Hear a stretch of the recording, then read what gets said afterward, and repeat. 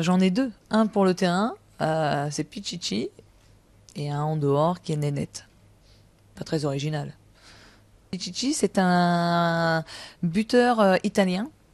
Et comme je marquais énormément de buts, ben voilà, on me surnommait. C'est Elisabeth Loisel, sélectionneur de l'équipe de France, avec qui j'ai fait un bon bout de chemin, qui me surnommait Pichichi. Ouais, des petits rituels, ouais, toujours. C'était de préparer mes affaires, de les regarder, je sais pas, 3, 4 fois pour être sûr de rien avoir oublié. Ça, c'était ma grande crainte d'arriver sur un match avec l'oubli d'une paire de chaussures, d'une paire de protège tibia. Donc je regardais, je sortais, je remettais. Et pendant le match, je dépliais, enfin pendant l'avant-match, je dépliais toutes mes affaires sur le banc. Et je m'assurais que tout était bien là, du petit détail jusqu'au le petit élastique dans les cheveux.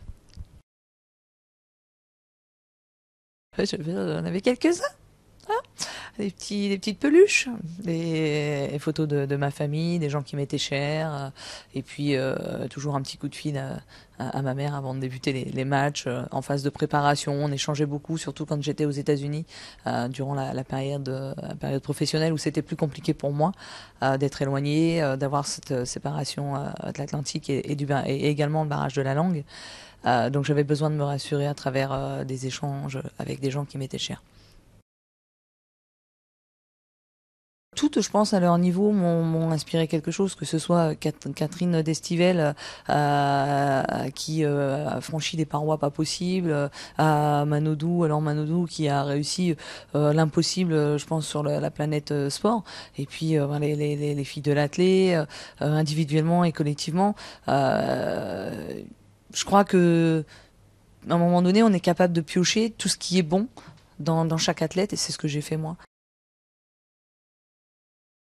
C'est peut-être d'avoir marqué un but en équipe de France où on a gagné 1-0. Je venais d'arriver, j'étais fraîchement tricolore, et on a gagné 1-0, j'ai marqué un ciseau. Et je crois que je me suis rendu compte à ce moment-là de toute l'importance que prenait le sport dans ma vie, la pratique du haut niveau, et ce que ça pouvait engendrer comme plaisir également.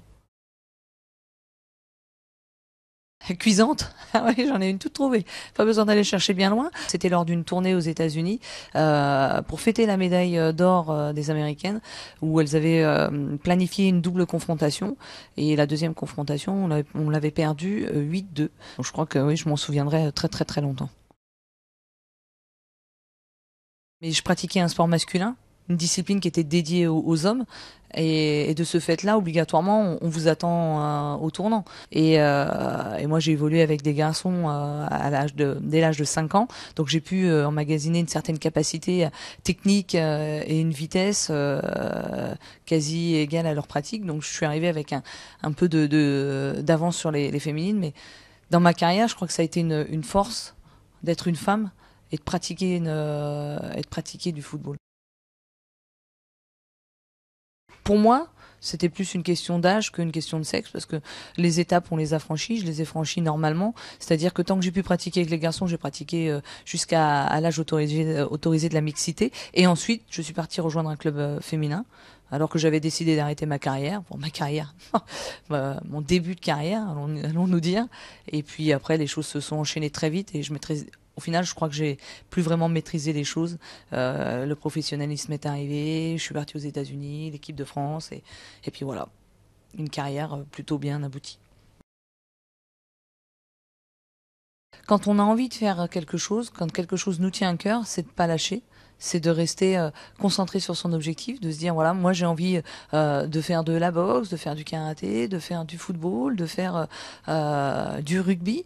Là, évidemment, je cite des pratiques plutôt à vocation masculine, mais ne lâchez rien, ne laissez jamais personne vous dire que vous ne réussirez pas, quel que soit votre niveau de pratique. Du moment où vous êtes heureuse, c'est l'essentiel. À partir de là, je crois que vous serez bien dans votre vie, quoi.